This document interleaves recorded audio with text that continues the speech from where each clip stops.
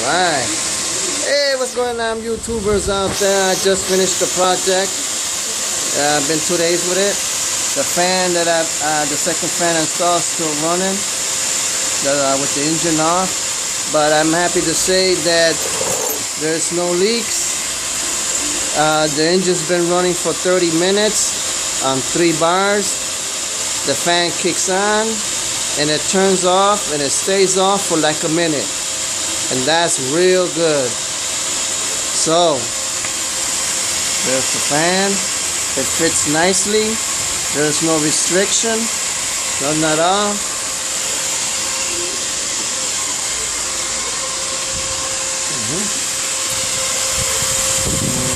The other fan.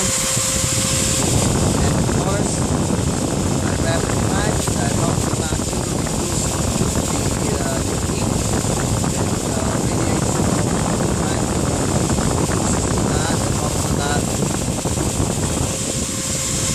And not heating up the radiator structure. So that's a plus. Alright.